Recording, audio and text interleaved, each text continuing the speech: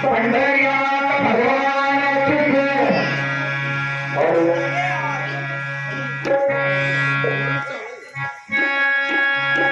नमो सद्गुरु तुझ्या वीर रूपा, नमो सद्गुरु सच्चिदानंद रूपा, नमो सद्गुरु भक्त कल्याण मूर्ती,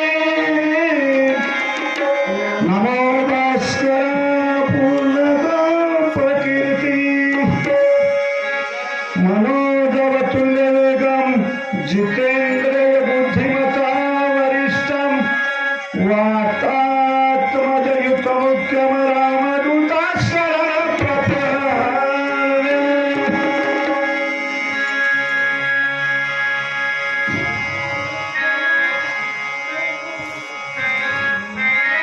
हे नारी सेवा का झाला,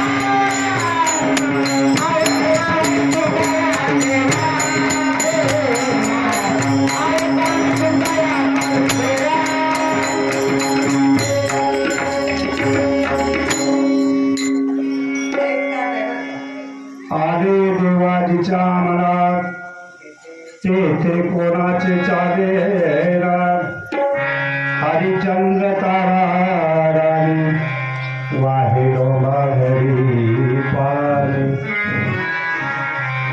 पांडवाचा साह्यकारी राजावर केले दुरी, हरिचंद्र तारा राणी वाहे घरी पाणी. तुका मने उभी राहे जे जे होईल ते पहाय, हरिचंद्र तारा राणी वाहे घरी वाणी. पांडुरंग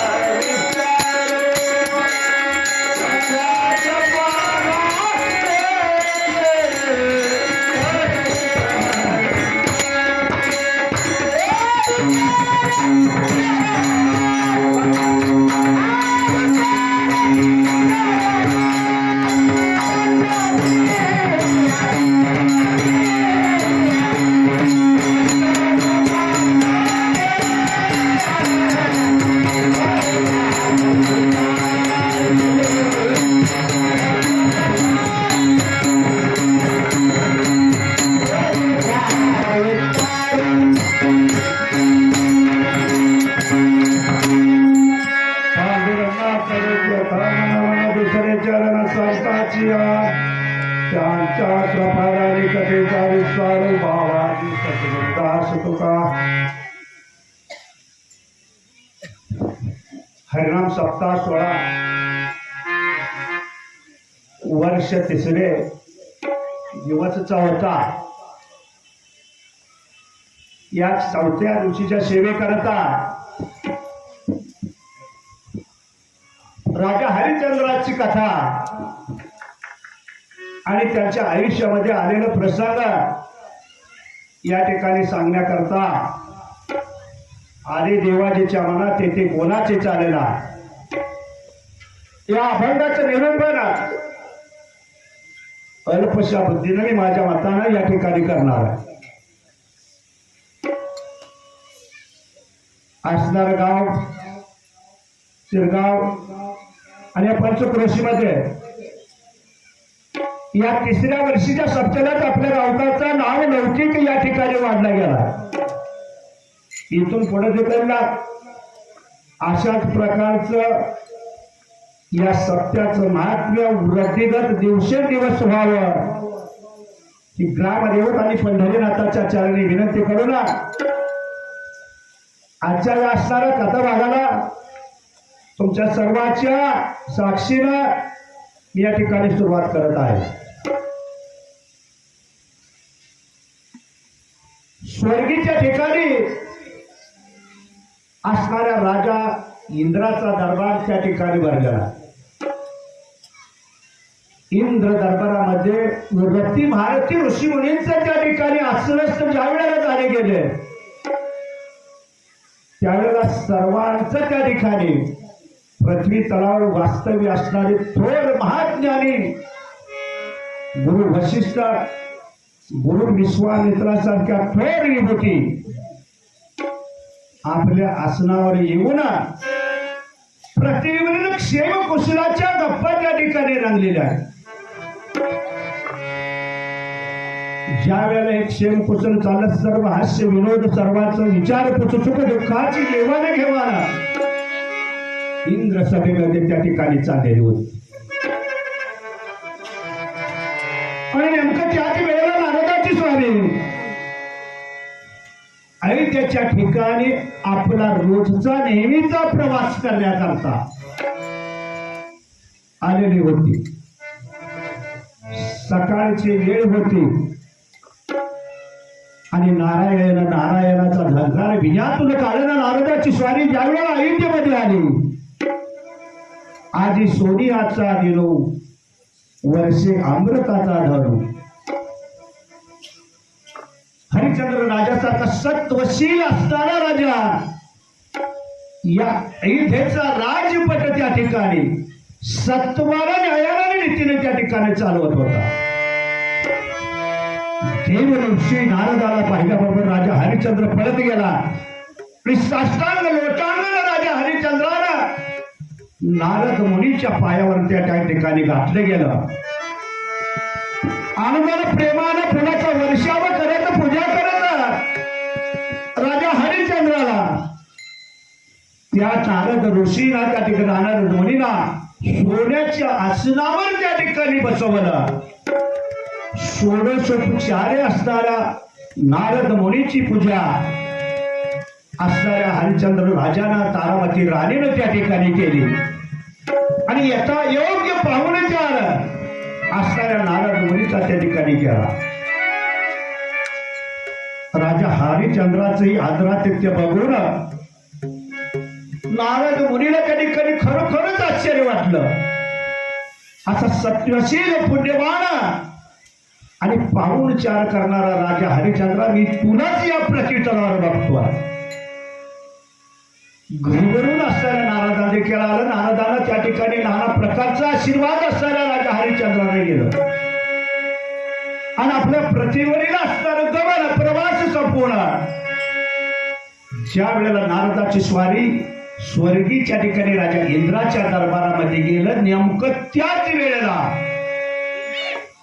असणारे सर्व ऋषी मंडळी इंद्रदेवाच्या दरबारामध्ये आपापसात त्या ठिकाणी चर्चा करण्याकरता बसलेले होते. आणि ज्या वेळेला नारदाचं त्या ठिकाणी आगमन झालं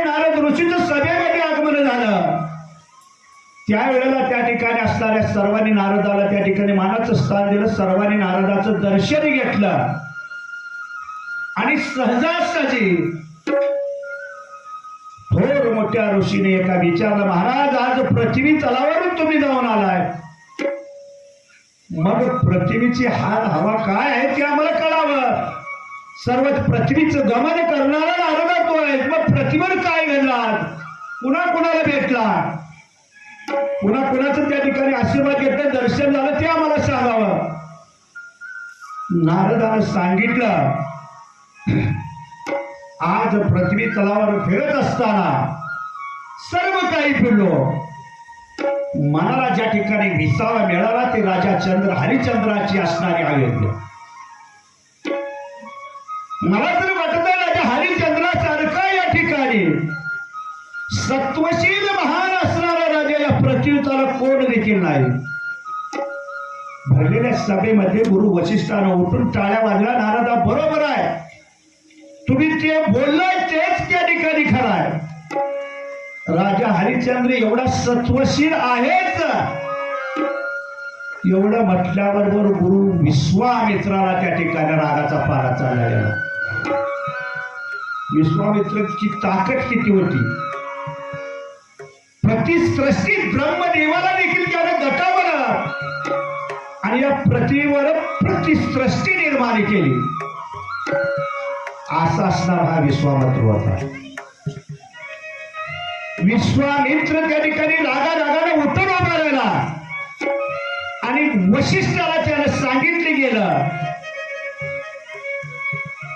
असणाऱ्या वशिष्ठ वैर्या स्वतःचा शिष्य आहे म्हणून स्वतःच्या शिष्याचं सिद्धत्व आणि मोठेपणा या ठिकाणी घालतोय. बघ म्हणजे या ठिकाणी तुला जर बघायचं असलं तर तुला हरविषयी मी या दूतात या गावात सोडणार नाही. गुरु वशिष्ठाला माहित होतं विश्वामित्राची ताकद ओळखून गुरु वशिष्ठ देखील होते. सांगितलं गेलं, विश्वामित्रा एवढ्या योग्यता तुम्ही तेवढ्या योग्यतेचा आहे ही मला माहित आहे, पण माझं देखील ठाम निश्चय आहे, जो माझा शिष्य असणारा राजा हरिश्चंद्र आहे कदापि देखील त्याचं सत्व हरण तुम्ही करू शकणार नाही. एवढी मला या ठिकाणी खात्री देतो आणि याच्या खात्रीशिवाय कुठल्याही प्रकारचं वचन मी तुम्हाला देण्यास तयार आहे. कधीही तुम्ही असणाऱ्या राजा हरिश्चंद्राचं सत्व हरवू शकणार नाही. मग तर लाल भडक राजा विश्वामित्र ऋषी त्या ठिकाणी लाल झाला गेला आणि मोठ्यानं प्रतिज्ञा केली, असणारे गुरु वशिष्ठा तुझा असणारा शिष्य विश्वामित्राचं त्या ठिकाणी असणारं जर सत्व मी नाही हरण केलं, दगडाचं चणा आणि पीठ खाऊन 1000 कोटी वर्षाची निमित्त तपश्चर्या केली आहे ती त्या असणाऱ्या राजा हरिश्चंद्राला मी देईन. अशा प्रकारची शपथ प्रतिज्ञा विश्वामित्राने त्या ठिकाणी गेली आणि जाताना सांगितलं, तुम्ही देखील वशिष्ठ मला एक वचन द्या, तुझा असणारा शिष्य हरला म्हणून समज, परंतु मी जे हे काय करतोय ते राजा हरिश्चंद्राला मी सांगणार नाही असं शपथ आणि वचन मला द्या. दोघांनी एकमेकाला वचन दिलं. वचनात हे दोन्ही गुंतले गेले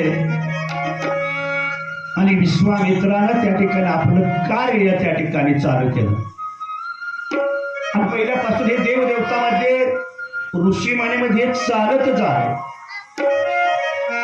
मनुष्य लोकांमध्ये एखादा जर मोठा व्हायला लागला तर देवाला देखील भावटत तर आपली गादी जाते का. मग आपण देखील त्या ठिकाणी आपण तर एक साधं मनुष्य प्राणी आहे. जर का त्या ठिकाणी असताना राजा हरिश्चंद्र असाच त्या ठिकाणी मोठा झाला आणि त्याची कीर्ती वाली तर आपल्या गादीला धोका बसू शकतो आणि वशिष्ठाची मान या दरबारामध्ये त्या ठिकाणी ताट होईल.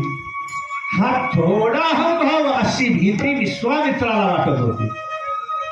विश्वामित्राने दोघांना त्या ठिकाणी शपथ गुंतवलं आणि आपल्या कामाला त्या ठिकाणी विश्वामित्र लागला गेला.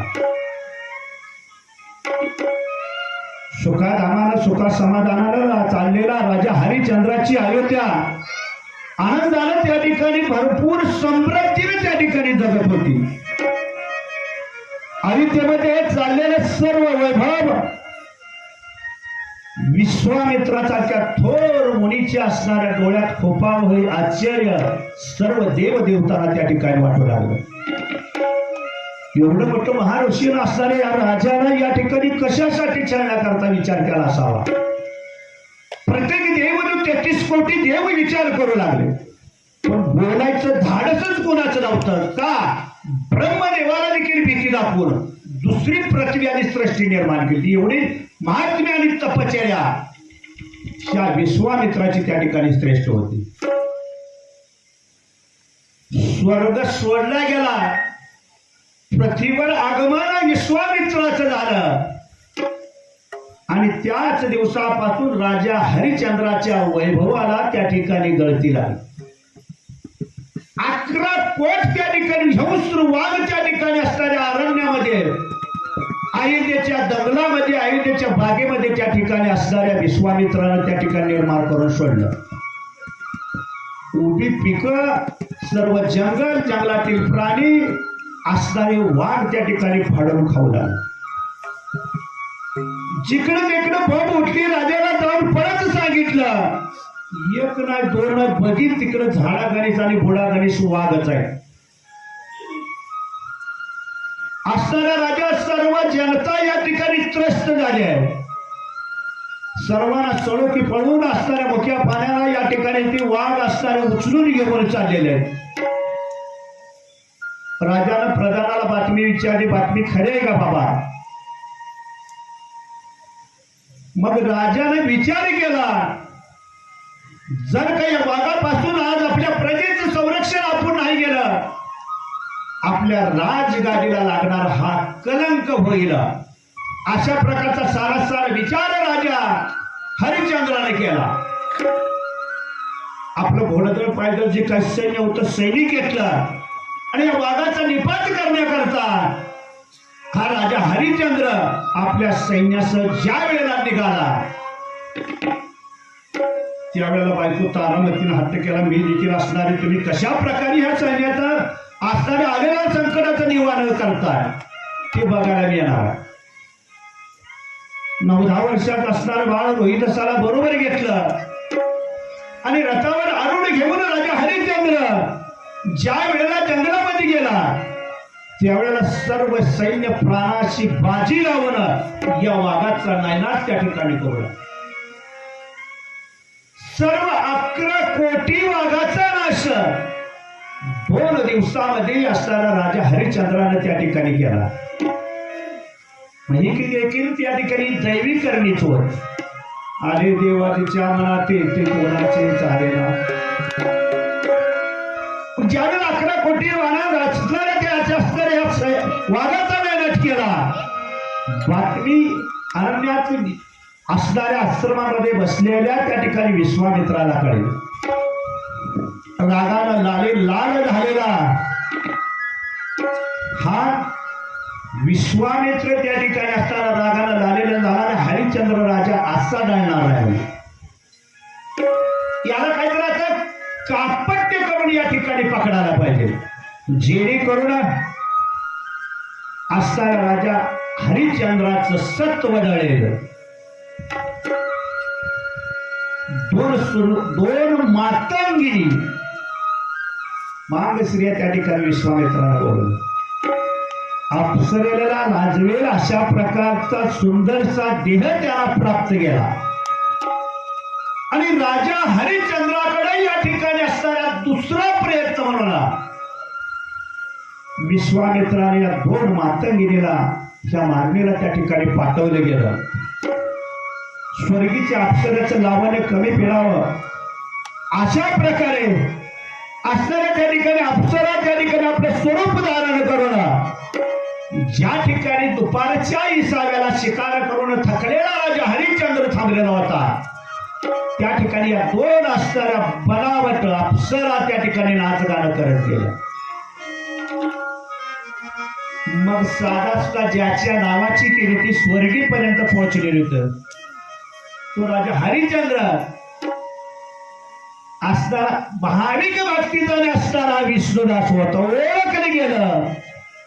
किती जरी सुंदर असलं तरी कोण आहे ओळखलं. जाई ग तुम्हारे नगरी छाया जाई ग तुम्हारे नगरी छाया आम्ही विष्णुदास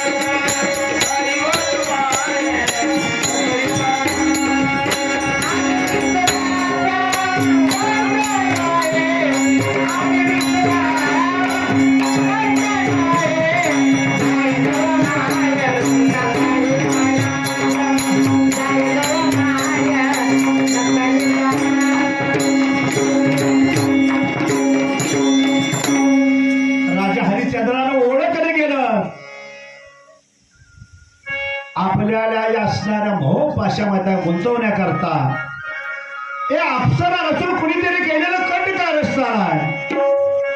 स्वर्गीचं सौंदर्य फिकं पडेल असे असणारं तारामतीचं सौंदर्य होतं. राजा हरिश्चंद्रानं सांगितलं तुम्ही जो प्रयत्न करताय तो प्रयत्न माझ्यापाशी चालू शकणार आहे. माझ्या आईसारखं तो स्वरूप आहे. म्हणून असणारा राजा हरिश्चंद्रानं त्या दोन मातंगिरीचं अप्सराचं पाय धरलं आणि माघारी पाठवलं. दुसरा प्रयत्न असणाऱ्या विश्वामात्रासारख्या विश्वगुरूचा त्या ठिकाणी दुसरा प्रयत्न फेल गेला, उपसला गेला आणि विश्वामित्र विचार करू लागला आणि मनात जागतो वाटत मी खरंच गुरु वशिष्ठाचा याला माझ्यापेक्षा श्रेष्ठ निघतोय की काय, अशी किंचितची भीती विश्वामित्राला देखील त्या ठिकाणी वाटू लागली. उग्र स्वरूप धारण गेला आणि आता त्या हरिश्चंद्राला स्वतःच भेटायचं असा विचार केला. आणि ज्या ठिकाणी हरिश्चंद्र होता त्या ठिकाणी विश्वामित्राची स्वारी पोचलेली. रागारागानं तावाना विश्वामित्र हरिश्चंद्राला बोलू लागला किंवा वाघाने तुझं काय खाल्लं तेवढं मला सांग. माझं वाघ त्या ठिकाणी राखण करण्याकरता त्याला हिंडवण्याकरता मी जंगलात सोडलेलं होतं आणि त्या वाघाचा सर्व वाघांचा मेहनत तू केला कशा करता केलं तेवढं मला सांग. विश्वामित्र तावानं रागानं भांडू लागला.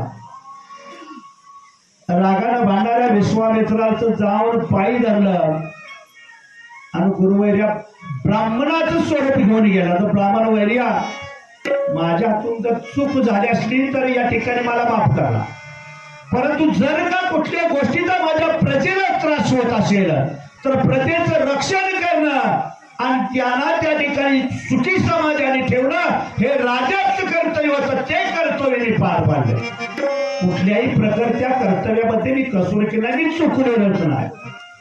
अशा प्रकारची बाचाबाची शाब्दिक युद्ध त्या ठिकाणी झालं गेलं. मग राजा हरिश्चंद्राने विचार केला आपण याचा 11 कोट वाघ मारलेला आहे. हा ब्राह्मण या ठिकाणी साधा सुद्धा दिसत नाही, तेजस्वी स्वरूप आहे. त्याला विचारावं तर नेमकं आता याच्या पापाचं प्रायश्चित्त मी काय करावं. मग राजा हरिश्चंद्राने सांगितलं गुरुवर्या माझ्यातनं चूक झाल्यास तर मला माफ करा. तुमचं 11 कोट वाघ या ठिकाणी मारलं खरी गोष्ट आहे. मग याच्याकरिता याच्यातून उतराई होण्याकरता मला माफ करण्याकरता मला काय देईल की शिक्षा मी भोगायला तयार. विश्वामित्रानं ओळखला, आत्ता हरिश्चंद्र राजा आपणाला शब्दात सापडलाय. राजा हरिश्चंद्र एवढंच करा, आता मेलेलं वाघ काय माझं परत येणार नाही. 11 कोट ब्राह्मण या ठिकाणी जेवण करायला. 11 कोट ब्राह्मणाची तुला पंगत बसवावी लागेल आणि ब्राह्मण जेवू घालून त्या ब्राह्मणाला दक्षिणा द्यावं लागेल. मग या पापातून या ठिकाणी तुझी मुक्तता होईल, नाही तर तुला शाप देऊन मी भस्म करेन. सारख्या बलाढ्य राजाला, राजगार्जाला त्या ठिकाणी 11 करोड ब्राह्मण जेवू घालण्याचं काहीच नव्हतं. क्षणामध्ये त्या ठिकाणी स्वयंपाक करून जेवू घालण्याची ताकद अयोध्यापती असणारा राजा हरिश्चंद्राकडे होता. सोपा उपाय म्हणजे चालणार आणि आता भिवू नका म्हणजे त्याला. 11 कोट काय 22 कोट आपण जेवू घालू. तुम्ही अंघोळ करून या, तोपर्यंत दिवस उगवायला उद्या सर्व ब्राह्मणाला त्या ठिकाणी जेवणाची ताटं मिळते. तारामतीनं राणीने सांगितलं, गुरु असणाऱ्या विश्वामित्राला आता ही योग्य संधी वाटली गेली. ज्यानं दुसरी पृथ्वी तयार केली त्याला कुठली गोष्ट फिरवायला एक क्षणाचाही विलंब नव्हता. रात्री राजा हरिश्चंद्र आणि असणारी तारामती घरी गेली. सर्व असणाऱ्या स्वयंपाकाने मुलपखान्यात तयारी केली आणि सांगितलं, उद्या सकाळी 7 वाजता जे 11 कोट ब्राह्मण आपल्या घरला जेवायला, त्या 11 कोटी ब्राह्मणाला पाची पक्वानाचं ताट करून आपण जेवण द्यायचं आहे, असा राजेच्या हरिश्चंद्राने आणि तारामतीने सर्व नौकर चाकरांना आदेश दिला. सर्वजण तयारीला रात्रभर लागले. इकडे तयार होती, आपण मोठ्या संकटात नवालो ज्या आनंदामध्ये राजा हरिश्चंद्र आणि ताराराणी रात्रीच्या झोपीला त्या ठिकाणी आपल्या राजवाड्यामध्ये गेले. गाढ झोपेमध्ये असणाऱ्या हरिश्चंद्र राजाला त्या ठिकाणी स्वप्न पडलं आणि ही क्रिया कोणी स्वप्नाची केली? राजा विश्वामित्र ब्राह्मणाला त्या ठिकाणी केली आणि ब्राह्मणाचं रूप घेऊन हा विश्वामित्र राजा हरिश्चंद्राच्या स्वप्नामध्ये गेला आणि असणार तुझं राज्य मला त्या ठिकाणी तू अर्पण करावं, अशा प्रकारे स्वप्न राजा हरिश्चंद्राला पडत आहे. आणि स्वप्नामध्येच त्या ठिकाणी राजा हरिश्चंद्र आपल्या राज्यावर पाणी सोडतोय, म्हणजे हातावर पाणी, ब्राह्मणाच्या हातावर पाणी सोडतोय. असं भयंकर स्वप्न राजा हरिश्चंद्राला पडलं. रात्रचा 4था पहर संपला, पाठ झाली गेली. चहूकडे त्या ठिकाणी कावळ्या वाकरांची त्या ठिकाणी चिवचिवाट चालू झाला. सूर्यनारायणाला आपल्या आगमनाची चाहूल त्या ठिकाणी दिली आणि राजा हरिश्चंद्र खाड झोपेतून जागा झाला. पडलेलं विचित्र स्वप्न राजाच्या हरिश्चंद्राला दागदूक वाटू लागली. आपल्याला स्वप्न अशा प्रकारचं पडलंय. एक ब्राह्मणाला मी राज्य दान केलं आणि पाणी सोडलंय, नेमकं याचा अर्थ काय असावा? राजा हरिश्चंद्राला दागदूक वाटवलं, असं काय घडावं? याच्यापूर्वी कधीच असं घडलं नव्हतं. माझ्या स्वप्नामध्ये ब्राह्मण आला, त्या ब्राह्मणाचा शोध काढला पाहिजे. एवढी ताकद राजा हरिश्चंद्राची देखील. सूर्य वंशामध्ये, प्रत्यक्ष राम प्रभूच्या वंशामध्ये अवतार घेतला हा राजा होता. राजा हरिश्चंद्र विचार करतो, इतक्यामध्ये 11 कोट ब्राह्मणाचा मेळा घेऊन ते असणारा ब्राह्मण म्हणजे विश्वामित्र घरला आला गेला. भल्या मोठ्या पंक्ती त्या ठिकाणी 11 कोटी ब्राह्मणा करता त्या ठिकाणी पाचशे पक्वानाची ताट तयार करून जेवणाच्या पंक्तीच्या पंक्ती त्या ठिकाणी बसले गेल्या.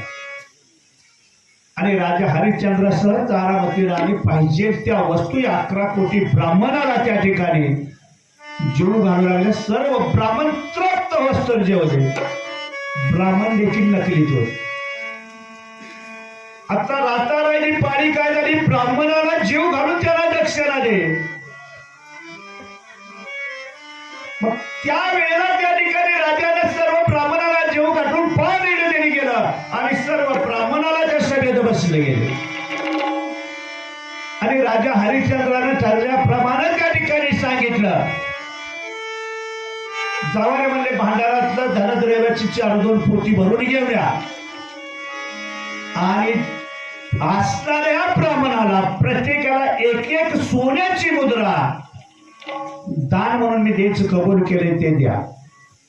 ज्या वेळेला राजाचे सेवक त्या ठिकाणी असणारे 4-2 सोन्याची पोती मोहरा त्या ठिकाणी घेऊन आले आणि ब्राह्मणाला त्या ठिकाणी 11 कोटी ब्राह्मणाला वाटणार इतक्यामध्ये राजा त्या ठिकाणी असणाऱ्या त्या ब्राह्मणा एशियातील असणाऱ्या विश्वामित्राला जाऊन राजा हरिश्चंद्राचा हात धरला. का म्हणले कुणाच्या मोहरा देतोय कुणाला? आमचं तर धनद्रव्य आम्हालाच तू वाचतो काय? राजा हरिश्चंद्राच्या डोक्यामध्ये लख वीज चमकली. ज्या ब्राह्मणाला मी स्वप्नामध्ये ध्यान दिले पाणी ग्रहण केले म्हणजे पाणी सोडलंय तोच हा ब्राह्मण स्वप्नीतील ओळखू आला गेला. सांगितलं गेलं बाबा मला तू रात्री या ठिकाणी सर्व अयोध्या या ठिकाणी दान दिले. अयोध्येतील असणाऱ्या सर्व कणाकणावर दगड गोट्यावर या ठिकाणी माझा अधिकार आहे. आता याचा अधिकार तुझ्या हातामध्ये राहिला. मग हे धनद्रव्य कुठल्या भांडारात आणले? अयोध्येच्या भांडारात आणले. मग ते धनद्रव्य देखील या ठिकाणी आता माझा आहे.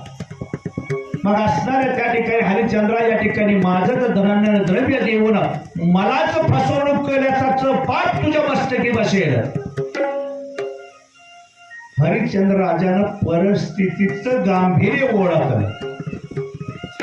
आपल्या वचनात गुंतवलंय आपलं सत्व हरण करण्याची या ठिकाणी कोणीतरी या ठिकाणी परीक्षा घेतोय.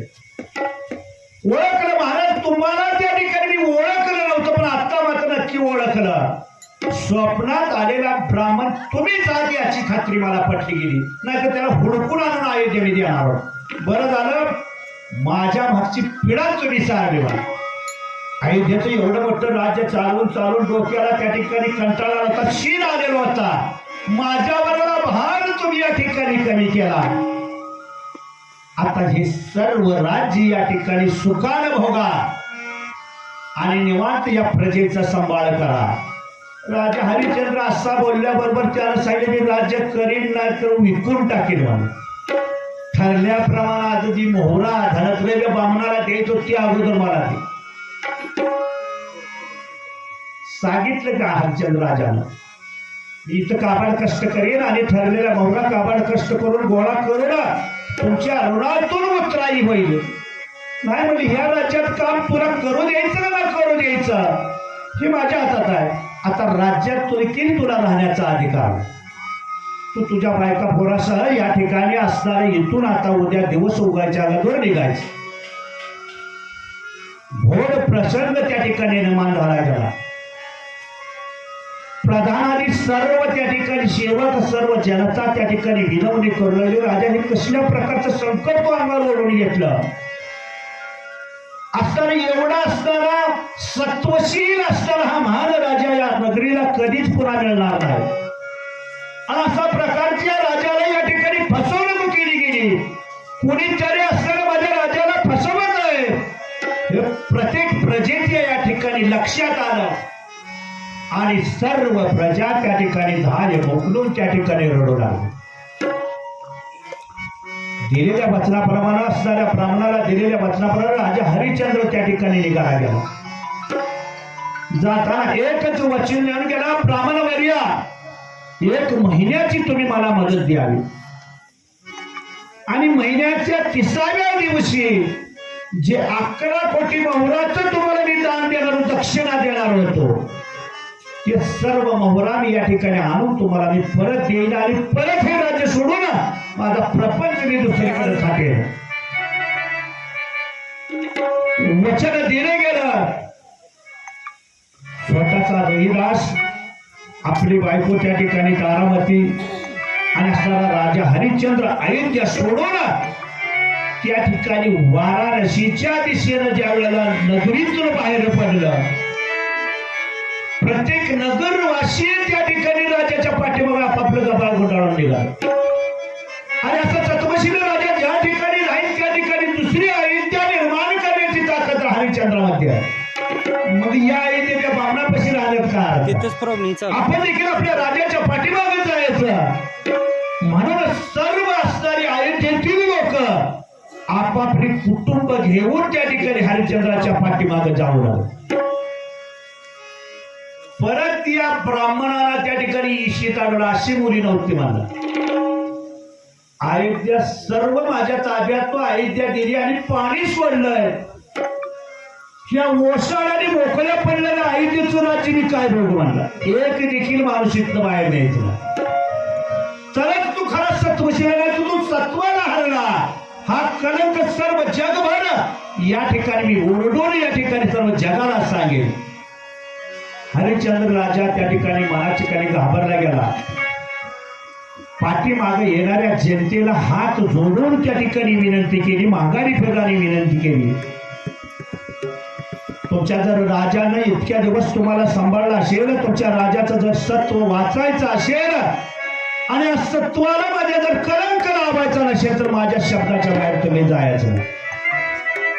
आजपासून या नगरीचा राजा हा ब्राह्मण आहे. हा जो सांगेल आणि तो करेल त्याच नीतीने मानत तुम्ही आई देत राहायचा. माझा तुमचा आता हा जिव्हाळा या ठिकाणी संपवायचा. कुठल्याही मोहपाशामध्ये प्रेमामध्ये गुंतून न पडता मला माझं कार्य करण्याकरता आणि सत्व त्या ठिकाणी सत्व पाळण्याकरता तुम्ही मदत कराय म्हणून राजा हरिश्चंद्राने सर्व जनतेला प्रजेला हात जोडलं आणि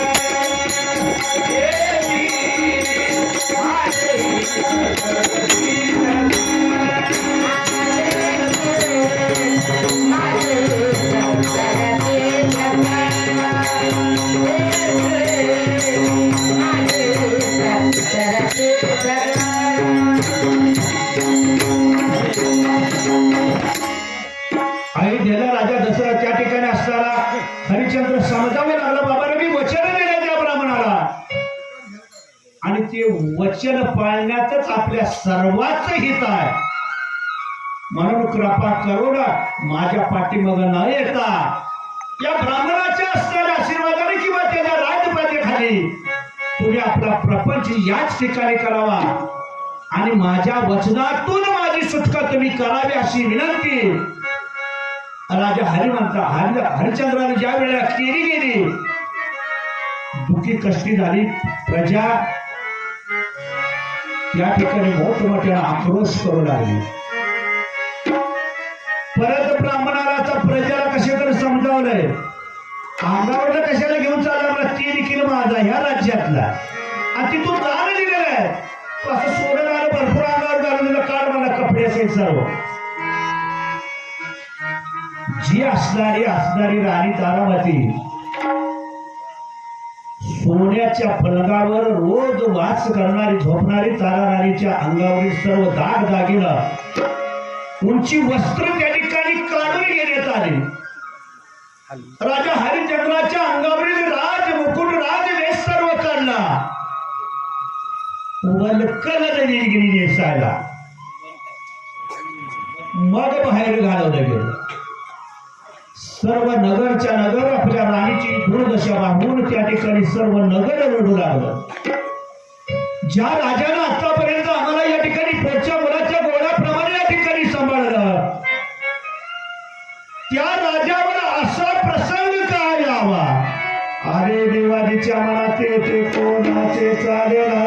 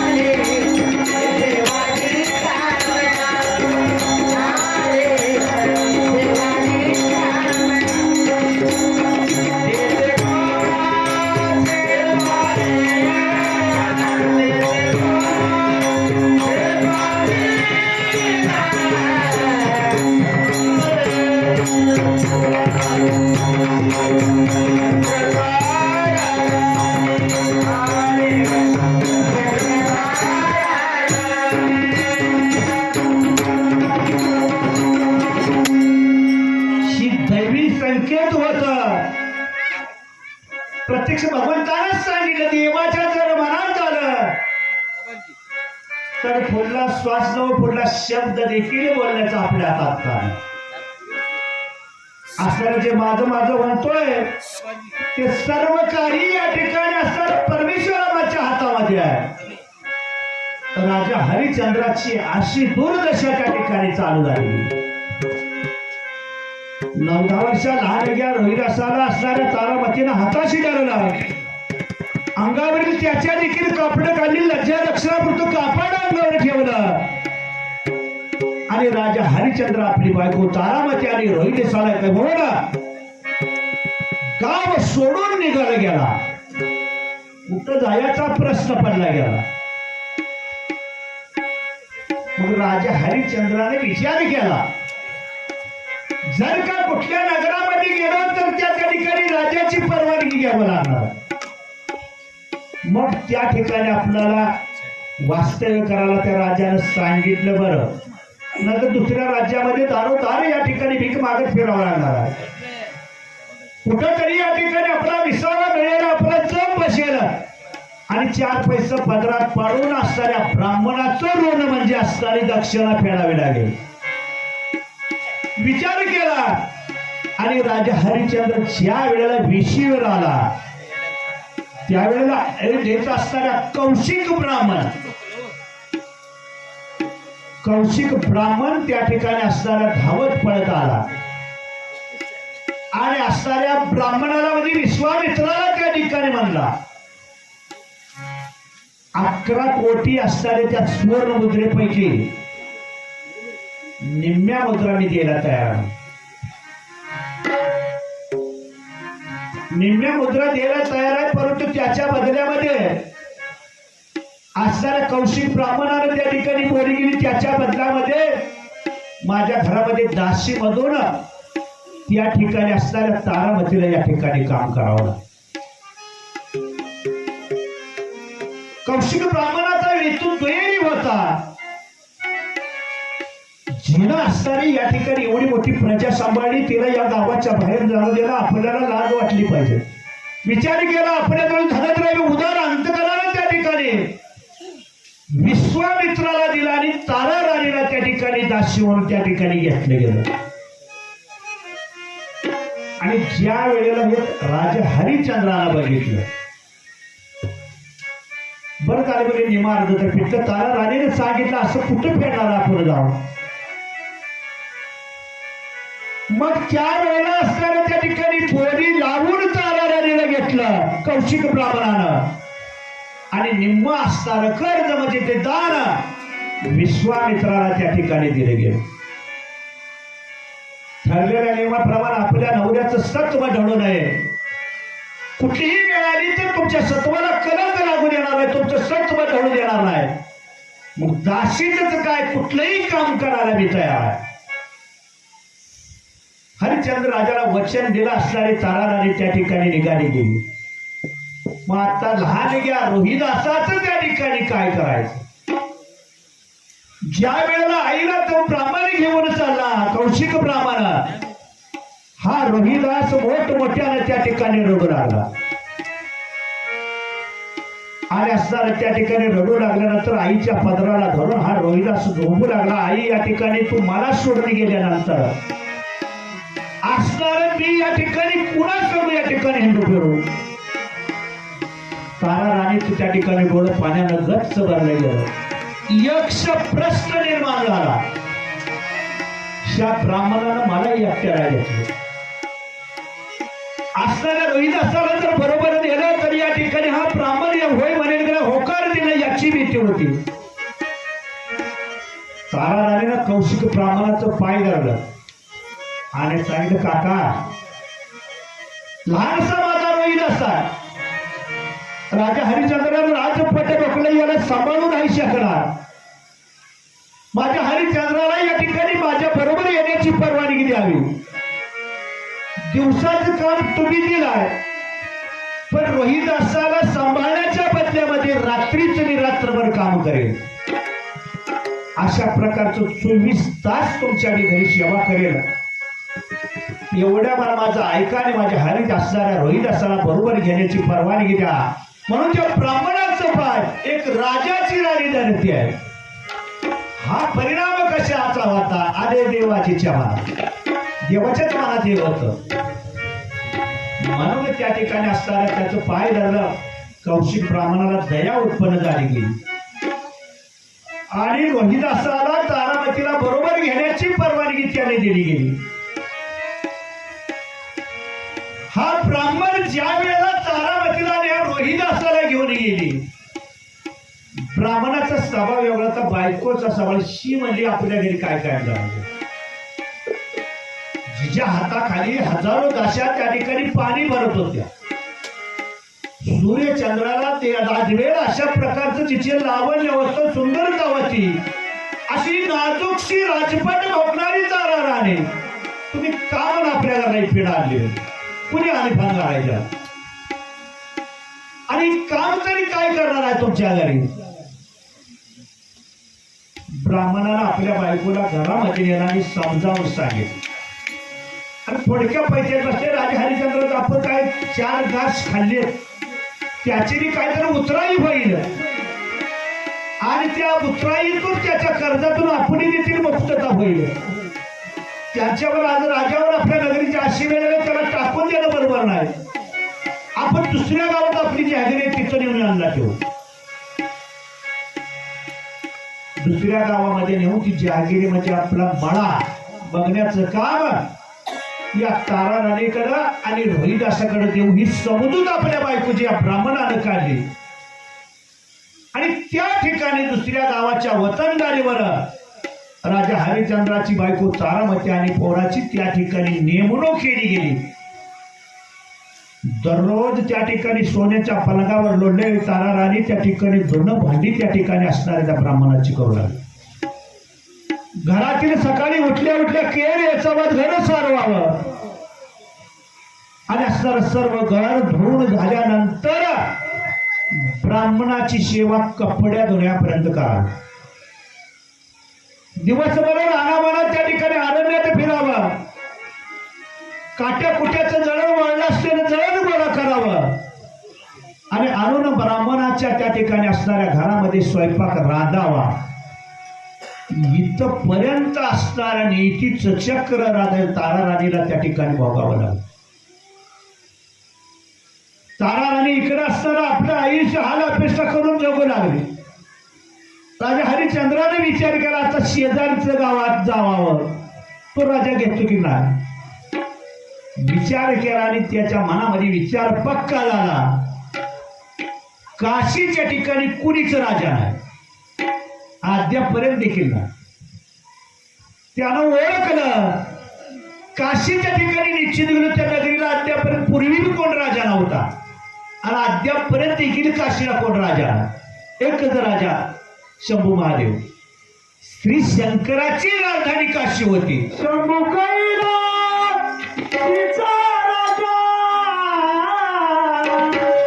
शंभू कैलासीचा कैलासीचा राजा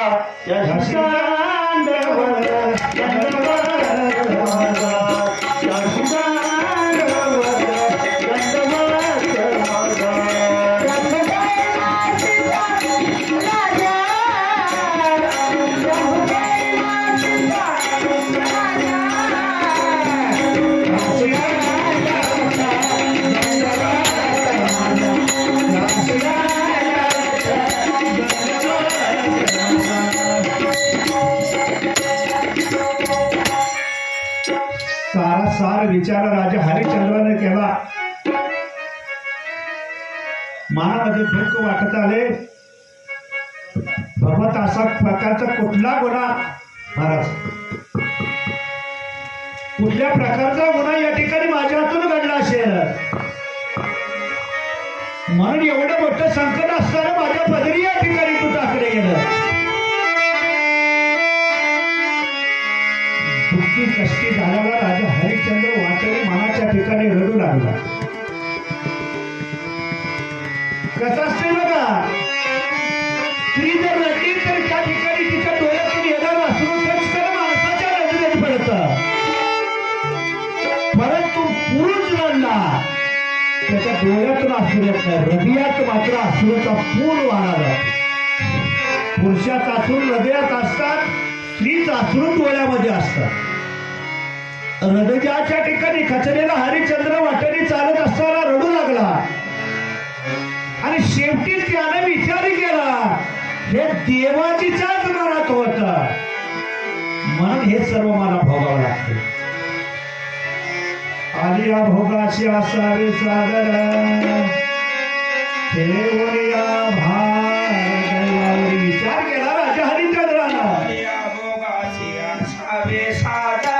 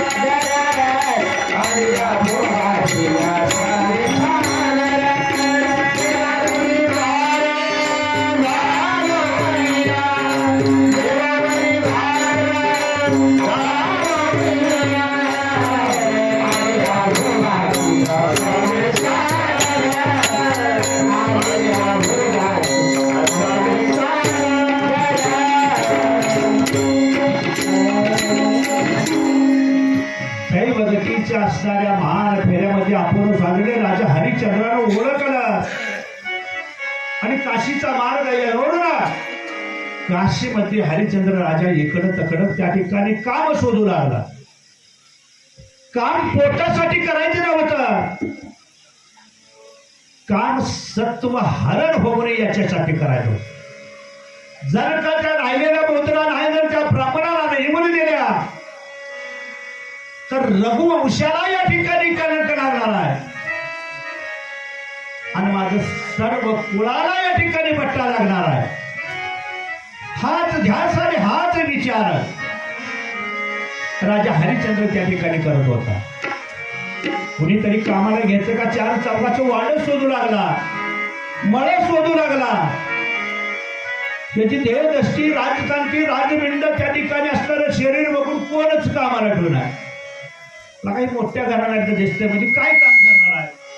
शेतकऱ्याच्यात गेला, शेतकऱ्याला वाटायला लागलं याचं शरीर बघूनच वाटतं ही सुखवतला माणूस आहे, याला काय काम होणार आहे, कोणच कामाला ठेवेल.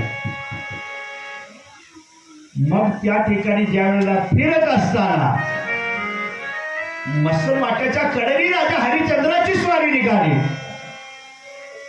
आणि त्या ठिकाणी असताना राजा हरिश्चंद्र ज्या वेळेला त्या ठिकाणी निघाला त्यावेळेला त्या मसल माट्याचा मालक म्हणजे प्रेत मणी जाणणार असणारा व्यक्ती डोंब महार, तो डोंब आली. राजा हरिश्चंद्राची त्या ठिकाणी भेट झाली. हरिश्चंद्रानं त्या ठिकाणी पाय धरला, मला काहीतरी तुम्ही काम द्यावं जेणेकरून माझं पोट भरावं आणि माझं असताना माझ्यावर असताना कर्ज फिटावं म्हणून मी काम हुडकतोय महाराज, मला काम द्यावं. हरिश्चंद्राला काय माहित होतं की असताना हा डोंब मडी जाणारा महार आहे. त्याने विचार केला शरीर एसटीचं तडराकट आहे, म्हणजे घरी कामाला न्यायला कारण करतो. मग हा डोंब त्या ठिकाणी असणाऱ्या डोंब्या हरिश्चंद्र राजाला आपल्या घराला घेऊन गेला आणि त्याला सांगितलं दररोज घराची जाणूबूज करायची, जनावर बघायची, त्यांना चारा पाणी करायचा, दररोज त्या ठिकाणी विहिरीवरनं पाणी आणायचं, या ठिकाणी माझ्या घरामध्ये पाणी पुरेल एवढं पाणी भरायचं. एवढी सर्व कामं तुला करावी लागतील. मग तू ठरलेल्या जी मोहरायची मी तुला देईल. राजा हरिश्चंद्रानं सांगितलं, महाराज तुमची सर्व असणारी मालक मी काम करेन, तुम्ही सांगताल ते काम करायला मी तयार आहे, पण माझी एक छोटीशी विनंती, लय नाही तुमच्यावर उपकार करणार, मी तुमच्याकडचं जेवण मात्र खाणार. राजा हरिश्चंद्रानं ओळखलं तर हा कोण आहे जातीनं, त्याचं कार्य काय आहे. सर्व काम झाल्यानंतर, दिवस मावळल्यानंतर कोरडा शिरा तुम्ही मला द्यायचा आणि तो कोरडा शिरा माझ्या हाताने रांधून शिजवून मी खाईन. अशा प्रकारे राजा हरिश्चंद्रानं ब्राह्मणाला त्या डोंब्याला विनंती केली. बरं झालं, म्हणजे आयत करून जाण्याची पिढा गेली.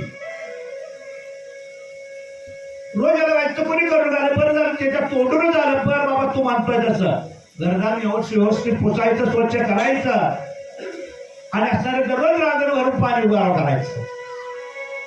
2-4 मैल नदी होती, तिथनं पाणी आणायचं आणि त्या डोंब्याचा रांजण भरायचं आणि पडेल ते काम या ठिकाणी करायचं. अशा प्रकारे असणारा राजा हरिश्चंद्राचा दिनचर्या त्या ठिकाणी चाललं. असणारा पाठीमाग तपास काळात हा ब्राह्मण म्हणजे विश्वामित्र होता. मला हरिश्चंद्र राजा निवांत काम करायला, खाते पिते हाताने करते म्हणजे आता बरंच चालत दिसते, मला माझं पैसे कवा दे. तसं ब्राह्मण मागे गेलं, कवा झालं का मला आज 20 दिवस होत आले. ती मावरा देताना तू सत्वशील राजा नाही, तुझं सत्व हिरावण्याशिवाय मी सोडणार नाही. महाराज आता पाय झालं, महाराज आता 10-20 दिवस अजून बाकी आहेत, तुमच्या कर्जाची उतराई मी होईल, इथनं या असणाऱ्या डोंब्याकडून कर्ज घेईल, कामावर उचल घेईल आणि तुमच्या या मुद्राच्या ऋणातून मी मुक्त होईल. मग या ठिकाणी त्याचं काम तरी काय आहे बघावं असा विचार असणाऱ्या विश्वामित्राने केला.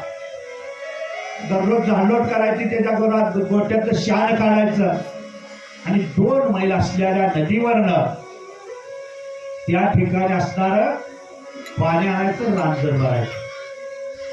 विश्वामित्र मला आता सांग गावले, आता याला सोडायचं नाव. हरिश्चंद्र राजा नदीवर घागर घालायला गेला, 2 घागरी पाणी वरचं रांजणार. तोपर्यंत विश्वामित्रानं त्या रांजणाला खाली गुळूक पाडलं गेलं. दिवस उगवल्यापासून दिवस मावळापर्यंत त्या ठिकाणी असताना हरिश्चंद्र राजा पाणी वरतोय. रांजण काय त्या ठिकाणी भरायला तयार. ज्यावेळेला डोब्या मसनवाट्याचं पेच जाळून घरी आला, हात पाय धुतला आणि जेवायला बसणारे बायकोला चांब्यावरून बघितलं त्या बायकोला तो रांजण कोरडा. खाड कुरवटली त्या ठिकाणी जडतं लाकूड घेतलं आणि हरिश्चंद्र राजाला मारायला सुरुवात या डोंब्याच्या बायकोने केली. दिवसभर या ठिकाणी तू पाणी वाहतोय आणि रांजणात तरी एक तांब्याभर या ठिकाणी पाणी शिल्लक नाही. जळत्या लाकडानं हरिश्चंद्र राजाला तिनं मारलं गेलं. डोंब्या उठला, रागाला लाता बुक्यानं हरिश्चंद्राला मारलं गेलं. रोज तुला पगार देतोय, तुला त्या ठिकाणी असणाऱ्या पोटाला खायला अन्न देतोय आणि या ठिकाणी तू काम चुकारपणा करतोय. दुःखाने विवळ झालेला हरिश्चंद्र राजा त्या ठिकाणी असणारा रात्रभर तळमळ. हरिश्चंद्र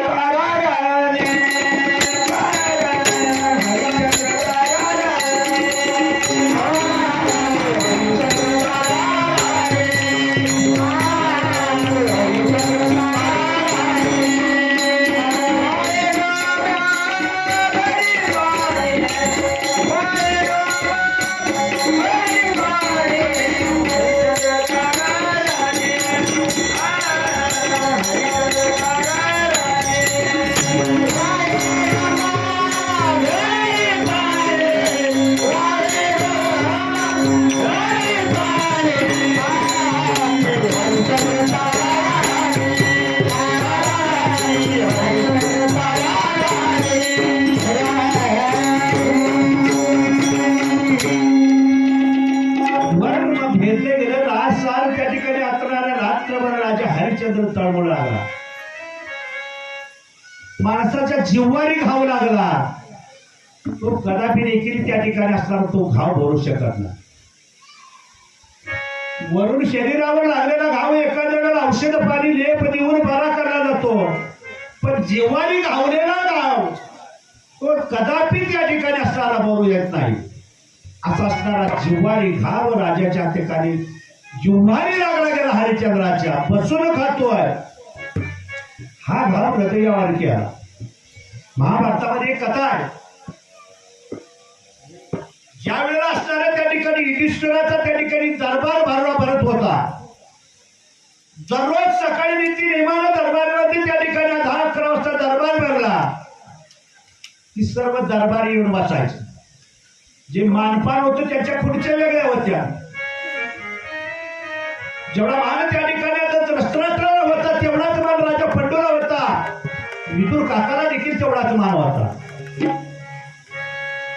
ज्या वेळेला राज दरबारामध्ये त्या ठिकाणी विदुर येत होता, दररोजचं ठरलेलं असायचं. विदुर दरवाज्यावर आला, हात जोडून धावत पळत असताना दुर्योधन दरवाजापर्यंत जायचा आणि सर्व त्या ठिकाणी असणाऱ्या जनते देखील या काका नमस्कार करत खुर्चीपर्यंत आसनापर्यंत आणायचा. आणि आसनावर बसताना म्हणजे खुर्चीवर बसताना त्या ठिकाणी हा दुर्योधन म्हणाला, या काका म्हणणारा दुर्योधन खुर्चीवर बसताना मात्र काय बोलत होता, बसा दासीपुत्र. हळूच कानात म्हणाला, बसा दासीपुत्र. ही वर्षानुवर्ष अजून चाललं. दासीपुत्र असणं हा माझा दोष नाही. विदुराला वाटायचं, पण हे टोचून बोलणं असणारा दिवसेंदिवस असणाऱ्या विदुराला सहन होईना. विदुरानं अन्न पाण्याचा त्याग केला, शरीर रोड बनू लागलं. दासीपुत्र हा माझा गुन्हा नाही. धृतराष्ट्राला दासीपासून झालेला हा असताना दासीपुत्र दासीच्या पोटी जन्म झाला म्हणून याला दासीपुत्र नाव. सारखं टोचून बोलल्यामुळे विदुराची प्रकृती खालावं लागली. आणि एके दिवशी कृष्णाची स्वारी विदुरा काकाच्या घरला गेली आणि विदुराचं शरीर बघितलं, चेहरा बघितला, सर्व चेहरा पडला. कृष्णानं ओळखलं काहीतरी गणित या ठिकाणी चुकलंय. याशिवाय एवढा चेहरा पाडून असणारा विदुर बसणार नाही.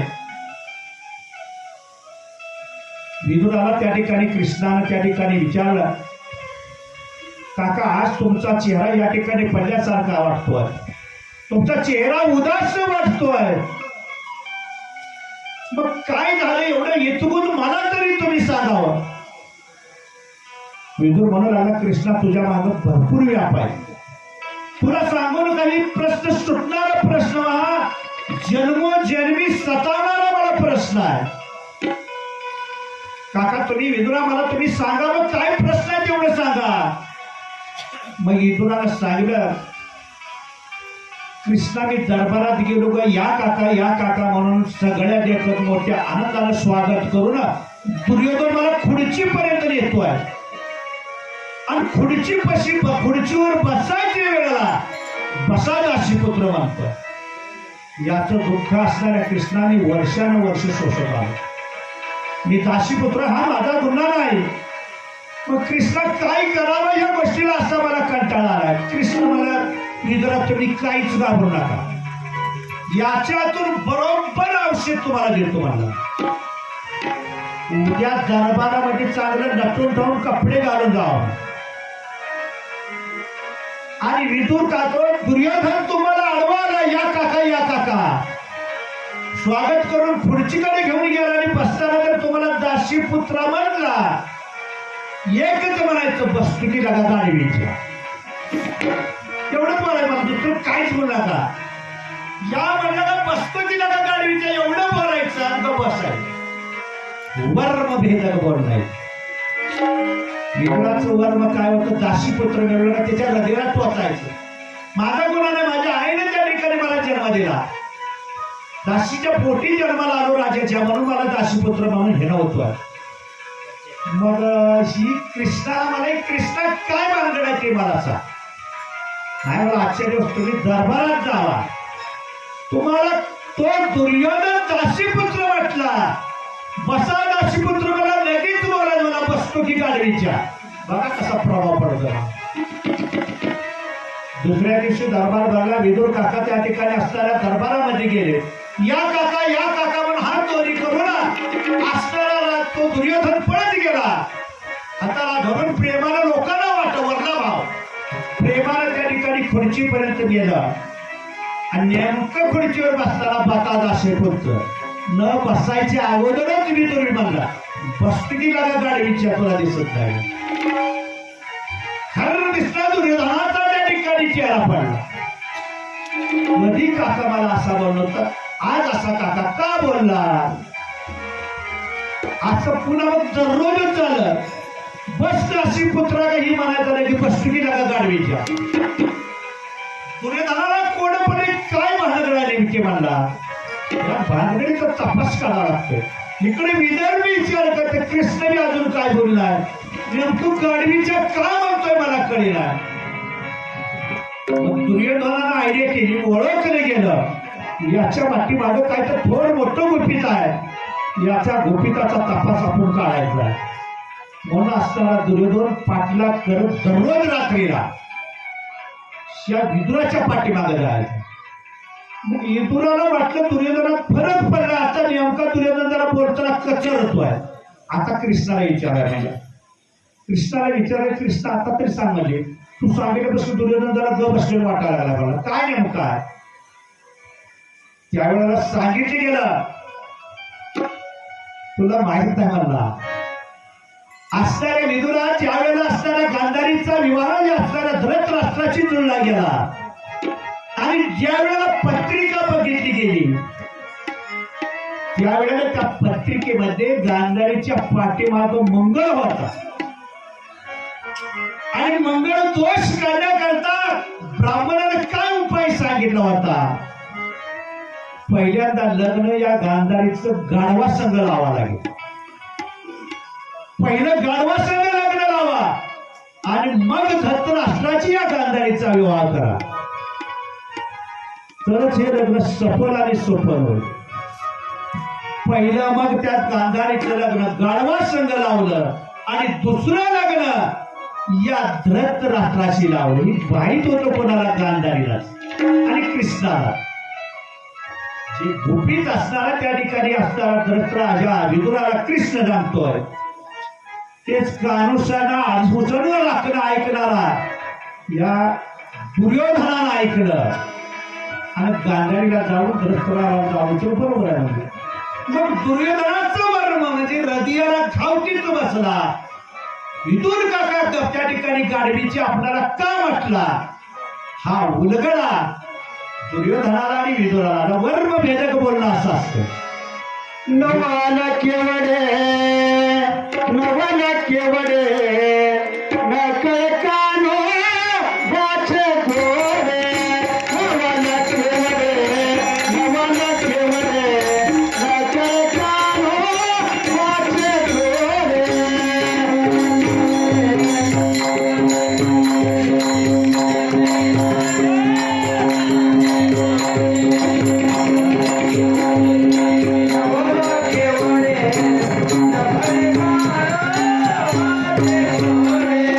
Not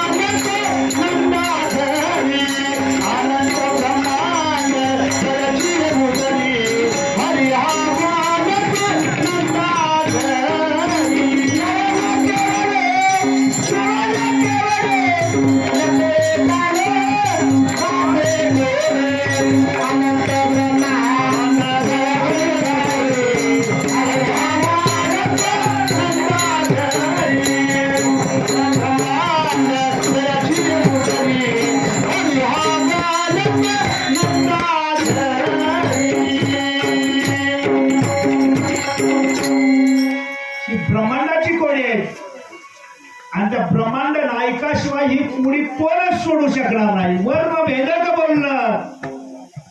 जसंही असणाऱ्या त्या ठिकाणी असताना राजा हरिश्चंद्राला झोपले गेलं. रात्रंदिवस हरिश्चंद्र मनाच्या ठिकाणी जोडू लागला. काय करावं प्रकृती स्थिर झाली गेली. सर्व अंगाचा पंजर झाला गेला.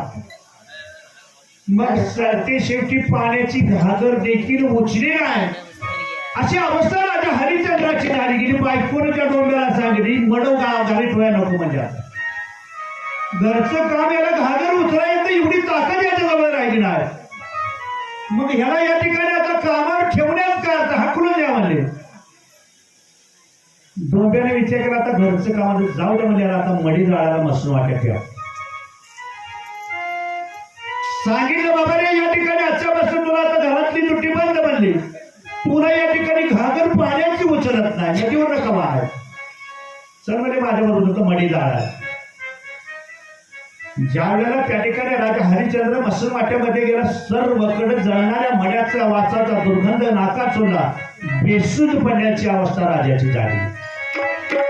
राजमहाराज राजसोबत भोकणारा राजा हरिश्चंद्र त्या मसन वाट्यामध्ये मडी जाळण्याची काम त्या ठिकाणी करू लागला.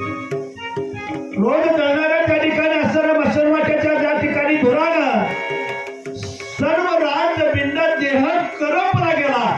काळा ठिक्कर त्या ठिकाणी धुरानं पडला गेला. आणि आज देखील ती खून बहुतेक मंडळी आपली काशीला भरपूर गेलेली आहे. त्या ठिकाणी हरिश्चंद्र घाट म्हणून आज देखील खूप प्रसिद्ध आहे. सर्वांना परिचय त्या घाटावर पूर्वी हाडाचं दिगार होतो डोंगरावर आणि तो घाट राजा हरिश्चंद्र म्हणून अद्यापर्यंत त्या ठिकाणी त्याचं नाव त्या ठिकाणी चालू आहे. अशा त्या असणाऱ्या मसन वाट्यामध्ये राजा हरिश्चंद्र दररोज येणारी मडी त्या ठिकाणी जाळू लागला.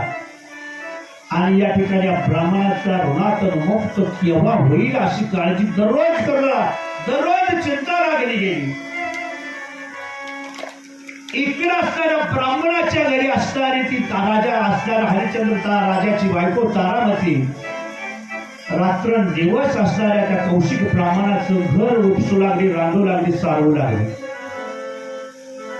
छोट्याच्या रविदाताला बसून काम धरणीला भार म्हणू नको म्हणून त्या ब्राह्मणाच्या पूजेला त्या ठिकाणी असताना फुलं तोडायचं काम ते असताना ब्राह्मणाला रोहिदासाला लावलं गेलं.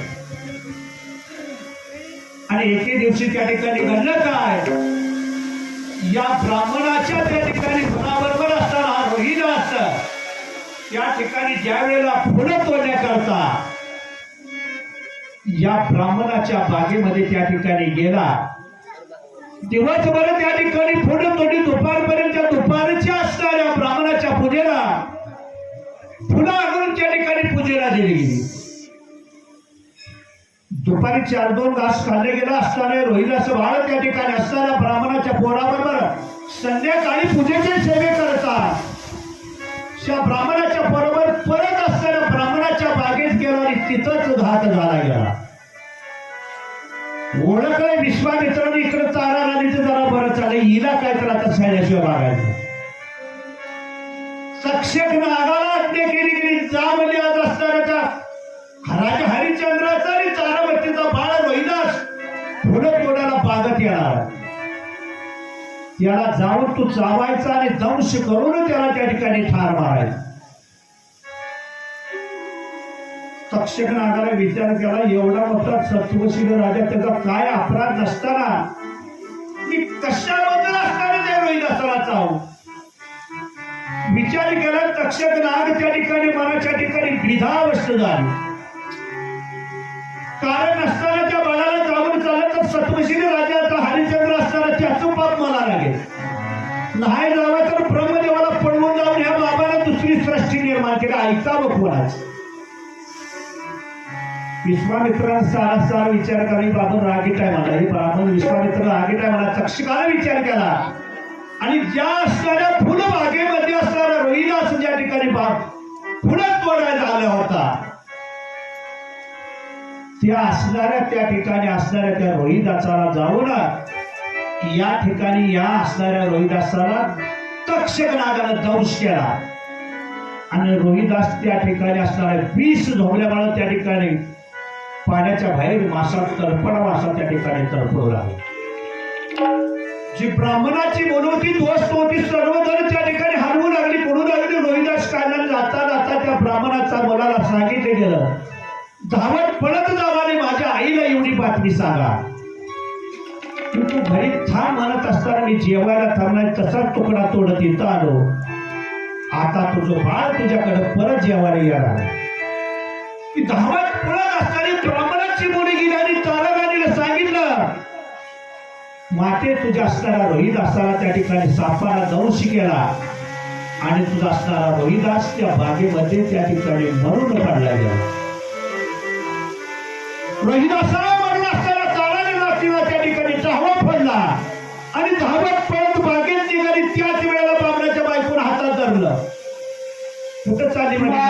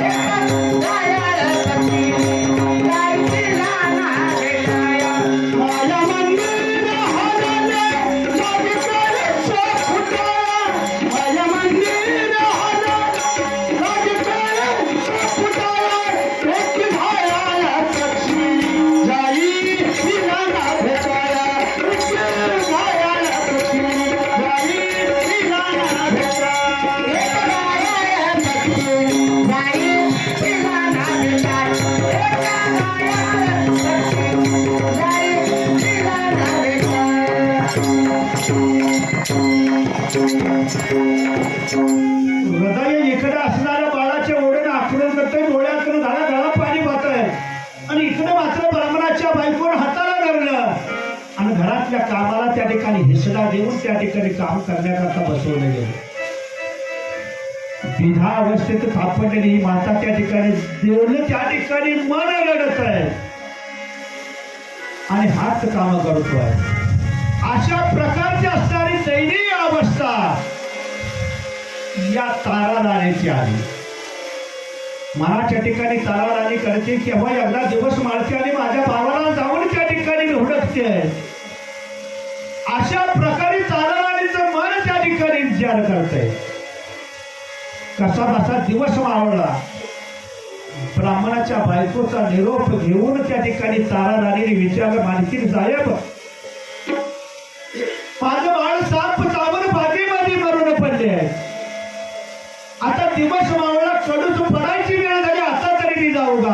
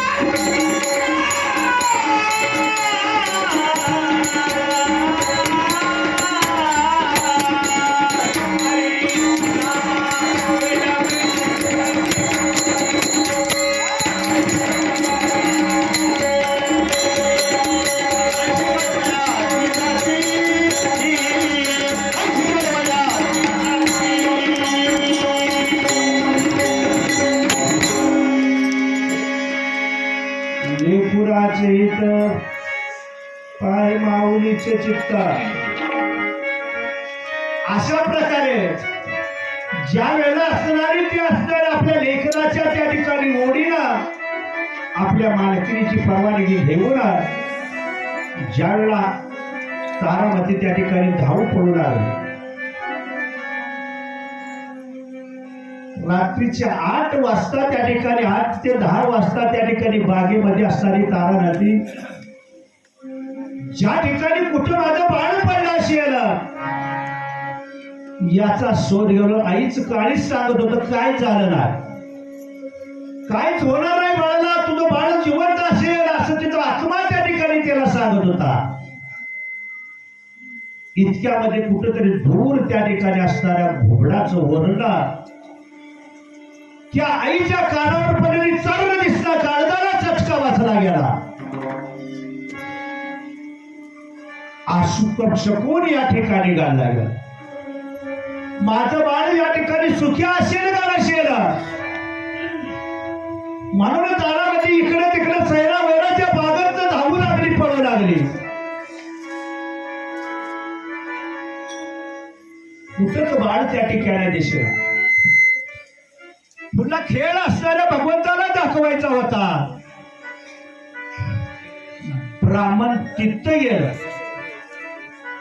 काय लवकर मडण आहे गावलं तर या ठिकाणी पुन्हा आपलं कार्य अर्धवट राहील असा विश्वामित्राला वाटला आणि आडगळीला पडलेलं मडण त्या ठिकाणी विश्वामित्रानं उचललं आणि ज्या रस्त्यानं तारामती हुडकत येत होती त्या रस्त्यावर नेऊन टाकलं हुडकत गेलेल्या असणाऱ्या तारामतीच्या पायाला रात्रीच्या अंधारामध्ये ठेच लागली म्हणून खाली वाकली आणि चापचलं वासावरनं बाळ तारामतीनं ओळख आईच्या लुगड्याच्या उभीचा वास प्रत्येक मानवाला त्या ठिकाणी ओळखतो ओळखले गेलं माझं बाळच आहे म्हणून घट्ट मिठीला मारली आणि रोहिदासा म्हणून मोठ्यानं किंकाळी त्या तारामतीनं ओढली गेली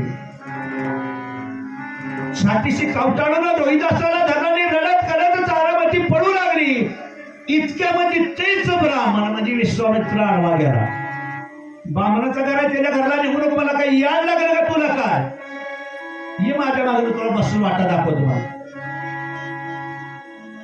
दिवस उगवायच्या आधी त्या ठिकाणी या बाळाला जाळून टाक नाहीतर ब्राह्मण तुला पुन्हा घरला कामाला घ्यायचं नाही मित्राला झाला मग तुला हाकलून देईल चल तुला मस्त वाटा दाखवतो दादा त्या विश्वामित्राला बरोबर ज्या ठिकाणी हरिश्चंद्र मळी जाळण्याचं काम करत होता त्या ठिकाणी तारामतीला घेऊन गेला स्वतःच्या हाताने अर्धवट जळालेली लाकडी विश्वामित्रानं गोळा केली चिता रचली आणि असताना रोहिदासाला त्याच्यावर ठेवून पिटवून म्हणला ज्या वेळेला रोहिदासाला आपल्या मुलाला तारामतीला हृदयाचा त्या ठिकाणी असताना दगड हृदयावर ठेवला आणि ते विधी तर बाळाचा झाला पाहिजे मामानं सांगते त्यात याचं खरं आहे सरळ रचलं त्या ठिकाणी अग्नी पेटवला इतक्यामध्ये त्या मसनवाट्याचा राखणदार करणारा हरिश्चंद्र हुर कशाने तो खाड दिसला जागा झाला पडला पळत आला तसा तारा राणीच्या पाठीमध्ये एक जळक्या लाकडाचा धमाका दिला कुणाला विचारून याच्या मसलमाट्यामध्ये तो आला. कुणाचं मरण का जळतंय म्हणून त्या ठिकाणी लाकडं सारली आणि अर्धवट जळालेला हा मृतदेह रोहिदासाचा त्या सरणावर खाली राजा हरिश्चंद्रानं स्वतः वाढला गेला आणि बाहेर फेकला. केस जळले, जागोजागी कातडीला फोड आले. अशा अवस्थेमध्ये ते रोहिदासाचं प्रेत राजा हरिश्चंद्रानं उचलून बाहेर काढलं. आणि तू कुणाच्या परवानगी जायची, तू कोण कुठली असं म्हटल्याबरोबर तारा रात्रीनं त्या ठिकाणी हंबरला फोडा. भगवंता काय दिवस आणलं गेलं. माझा हरिश्चंद्र राजा किती सर्वश्री, किती मोठे न्याय निचन माझ्या नवऱ्याला राजा हरिश्चंद्रानं चालवलं म्हटल्याबरोबर हरिश्चंद्र राजानं गार दिसला माघारी फिरून बघितलं. जळणाऱ्या चितेच्या उजेडामध्ये निर्गुण राजा हरिश्चंद्रानं बघितलं आणि आपल्या बायकोला ओळखलं. आणि राजा हरिश्चंद्र त्या ठिकाणी रुळला. विचारलं, बाई तू कुठली कोण आहे? सांगितलं गेलं, राजा हरिश्चंद्र नावाचा राजा या पृथ्वीवर राज्य करत होता. सत्वाच्या वचनामध्ये घावला आणि आम्हाला हे कर्माचं भोग या ठिकाणी भागावं लागते. मी राजा हरिश्चंद्राची राणी चारामती आहे. मेलेला बाळ माझं हे रोहिदास आहे म्हटल्याबरोबर उभ्यानं देह हरिश्चंद्र राजानं टाकून दिला. हरिश्चंद्र राजानं ज्या वेळेला उभ्यानं देह टाकला आणि मोठमोठ्यानं रुडू लागला. चित्रेतलं जळतं एक लाकूड घेतलं आणि त्या लाकडाच्या उजेडामध्ये, त्या जाळाच्या उजेडामध्ये निरखून पावला. आपला पतीच या ठिकाणी राखणारा ओळखलं गेलं आणि दोघांनी एकमेकाला कडकडून मिठी मारली. आणि या ठिकाणी असणाऱ्या दोघांची ओळख त्या ठिकाणी पटली. सर्व इत्यंभूत माहिती मिळाली. मग हरिश्चंद्र राजाने झालं सांगितलं, आपलं करूया काय? अरे देवाजीच्या मनात येथे कोणाची चालेल. आपल्याला राणी, आता तू तारामती काय कर? या ठिकाणी मी नोकरी करतो, चाकरी करतोय, जातो, डोंब्याची परवानगी घेतो आणि या ठिकाणी येऊन मग त्याच्या परवानगीने आपल्या बाळाला आपण अंत्यसंस्कार आग्ने देऊ. फक्त दररोज बाळाला शिद्यावर मी जगतोय. 1-1.5 मीटर 1.25 मीटर कापड आणलं की 1 मीटर ते प्रेताबरोबर जाळावं लागतंय आणि 1/2 मीटर कापड त्या डोंब्याला नेऊन दाखवावं लागतंय. मग त्यानं दिलेलं ओझळभर धान्य ती माझी रोजची कमाई. मग त्याची परवानगी घेतल्याशिवाय या बाळाला आपले अंत्यसंस्कार करता जाळता येणार नाही. राजा हरिश्चंद्र ज्यावेळेला डोंब्याला विचारला घरला गेला, तीच वेळे या बामणानं परत चाललं. विश्वामित्र परत माघारी आला. मेलं अर्धा मुलगा तू कशाला राखलाय? उजडायची वेळ आली आहे. लोक जर आली तर या ठिकाणी तुला फाडून खातील म्हणे. कशाला लोक ताबडतोब जाळून टाक. नसलं तर म्हणे ती बाबाई असतो या देवळात तर लपून बस म्हणला. असणाऱ्या तारा राणीला त्या मंदिरामध्ये नेऊन असणाऱ्या ब्राह्मणांनी विश्वामित्रानं नेऊन बसवलं. अर्धवट चाललेलं तिच्या मुलाचं मड तिच्या मांडीवर ठेवलं आणि दिवसभर कष्ट करून थकल्या भागलेल्या तारामतीला नेमका त्यावेळेला डोळा लागला. डोळा लागल्याबरोबर या विश्वामित्राने काय करावं? अर्धवट जळलेल्या ह्या मड्याचं त्या ठिकाणी पोट फाडलं. त्या पोटातली आतडी पारुटी गळ्यात ताराराणीच्या टाकली. पाटच गावात बोंबलत गेलं, लहावाले भूत आले. गावात लहावले भूताटकी आले, लहान पोरं फाडून खाते.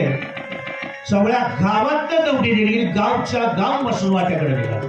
देवळात असणारं भूत आले, लहावाले म्हटलं सर्व गाव तिकडे गेलं आणि इकडं हरिश्चंद्राच्या परवानगी काढायला सर्व गाव जमलं. डोब्याकडे गेला. सगळं कालाव उठला. 2-4 काय धन दाखल पैलवान त्याने म्हणजे आपण जाऊया देवळात. 4 कोणी 4 दरवाजात गेलं तर बघितलं तर झोपलेल्या ताराने जगामध्ये आतडी पारोटे. मुलगा त्या ठिकाणी मांडीवर पडलाय. त्याने ठिकाणी ओळखला आणि धड 1-2 धरला आणि बाहेर केसाला धरून ओढतात. तवा कुठं तारा राणीची निद्रा म्हणजे झोप त्या ठिकाणी गेलेली काय प्रकार आहे लक्षात आला. सर्वजण त्या ठिकाणी चारी बाजूला मारू लागली. हडळ गावात आले, मुलं खाती आहे, माणसाचं मडी खाती आहे. सर्वांनी त्या ठिकाणी करकचून हातपाय बांधले. डोब्याला बोलवला, हिचा हातपाय तोड, हिचं मुंडकं तोड आणि हिला जाळून टाक. सर्व गावाने त्या ठिकाणी आज्ञा दिली. गावाचा ठराव पाजल्यावर कोणाचंच काय चाललं. मग त्या ठिकाणी असणाऱ्या तारा राणीला त्या ठिकाणी हात बांधलं, पाय बांधलं, मसल वाट्यात त्या ठिकाणी नेलं. तिकडं अर्धवट जळलेलं मड, त्या ठिकाणी आतडी बाहेर आलेली मड, बोलाचं तसंच पडलं गेलं. मुळाकडे बघून शेवटचं असताना डोळं भरून तारा राणीने बघितलं, शेवटचं दर्शन पोराचं घेतलं आणि असणारे तारा राणी आलेल्या प्रसंगात देवाच्याच मनात आले. आले देवाजीच्या मनात. विचार केला असणाऱ्या तारा राणीला ज्यावेळेला टोप्याला ओढत तुझ्या ओळख बाहेर आणलं. आले देवाजीच्या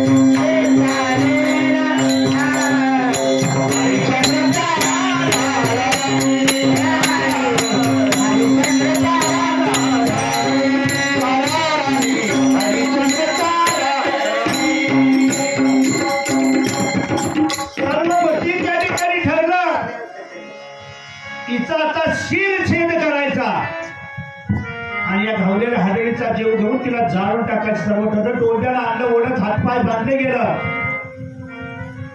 डोब्याने विचार केला, आपण कशाला मारायला माझा गडी ठेवलाय, मला त्यालाच मारायला हवं. हडळ आहे, भूत आहे, मला माझ्या मागे लागलं तर काय करावं. हरिचंद्र पुढे म्हणे पुराणा आणि हालडीच्या डोसकाल्या मानावर घाव घालून तो मुंडकं तोड आणि भरलेल्या चितेमध्ये हिला जाळून टाक. राजा हरिश्चंद्राला ओळखलं, हडळ कोण आहे. पण इथं जर आता कामात कुचराई घेतली, ती पगार खातोय, सत्व जाय. प्रत्येक ठिकाणी सत्वान आणि सत्वशीलाला वागणारा राजा होता. एकदा तारा राणीकडे पाहिलं, एकदा या ठिकाणी डोंब्याकडे पाहिलं. खुनाला असणाऱ्या तारा राणीने आपल्या नवऱ्याला खुनी केली. मागं फिरू नका, माझं मुंडकं छटायची वेळ आली तर सत्व जाऊ देऊ नका. तुमच्या कर्तव्याच्या ठिकाणी तुम्ही तत्पर राहा. असणाऱ्या त्या ठिकाणी खुनवलेलं बायकोचं फोन राजे हरिश्चंद्रानं नित्य नियमाप्रमाणे ओळखलं. डोळ्याच्या झापडीवर केलेली खून ओळखली. धार लावलेली कुऱ्हाड या ठिकाणी घेतली हातामध्ये. भगवंताचं त्या ठिकाणी असणाऱ्या भगवंताचा धावा केला. देवा या ठिकाणी आता कुठलंही पाप होऊ दे, मी निश्चयापासून माघारी चालणार. कुऱ्हाडीचा दांडा त्या ठिकाणी असणाऱ्या धार लावलेली कुऱ्हाडी घेतली, दांडा घेतला आणि ज्या वेळेला असणाऱ्या आपल्या बायकोच्या मानेवर घाम घालण्याकरता राजा हरिश्चंद्राने त्या ठिकाणी कुऱ्हाड उगारली.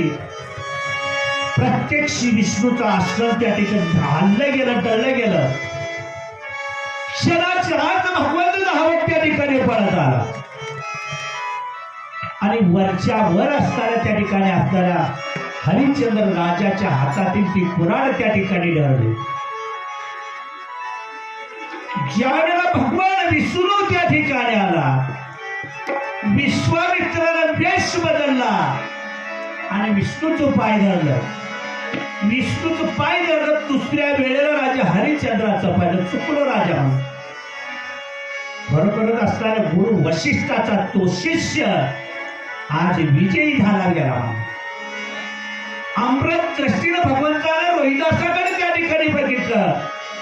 मेल्याला रोहिदास होता तसा पहिल्यासारखा जीवन झाला. सत्य संकल्पाचा दाता नारायण, सत्य संकल्पाचा दाता नारायण, सत्य संकल्पाचा दाता नारायण, सत्य संकल्पाचा दाता नारायण, सत्य संकल्पाचा दाता नारायण, सत्य संकल्पाचा दाता नारायण, सत्य संकल्पाचा दाता नारायण, सत्य संकल्पाचा दाता नारायण.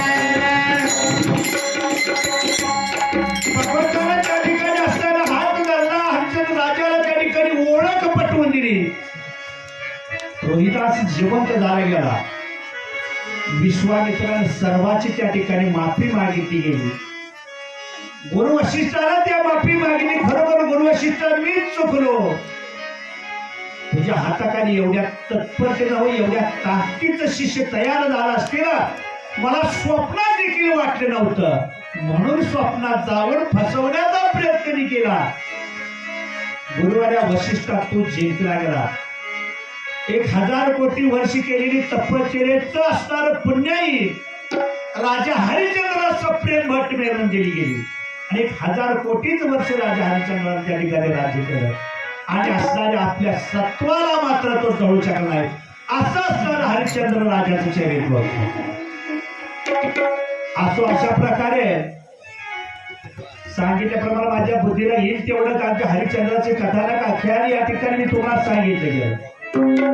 जाता जाता एवढंच सांगेल, देवाचं मनात आलं तरी या ठिकाणी कुणाचंही काही होऊ शकतं. असणाऱ्या ठिकाणी म्हणून आपण असणाऱ्या प्रत्येक सत्वाच्या ठिकाणी आपापली नाती सांभाळा. असणाऱ्या त्या ठिकाणी घरात कोणाच्या त्या ठिकाणी 4 म्हातारी कोचारी असली तर म्हाताऱ्या कोचाऱ्याचा दोष करू नका. त्याचा सांभाळ करा. आपली म्हातारी कोचारी ज्याच्या घरामध्ये उभी असली तीच आपली संपत्ती सांभाळा. म्हणून त्याला त्या ठिकाणी सत्वाने न्यायाने निताने त्या ठिकाणी सांभाळाला. आपल्या घराचा उंबरठा सदोदित त्या ठिकाणी भरलेला असू द्या. अशा प्रकारे सर्वांवर प्रेम करून मन जिंका. असा असणारा जसा हरिश्चंद्र राजाने त्या ठिकाणी आपलं दास्यत्व पत्कर सर्व काही काम सोचलं, पण सत्व ढळून असं सत्वशील त्या ठिकाणी वागा. एवढंच सर्वांना या निमित्ताने मी सांगू इच्छितो. जे काही व्यवस्थित वाटलं ते आपल्या बरोबर घराकडे द्या. जे काय तुम्हाला जे पटलं नाही, माझं कसा मोठा आज नवीन शेअर किशोरला माझ्या कशात टाका. माग काय कोणी पुन्हा नाव ठेवू नका. ज्ञानेश्वर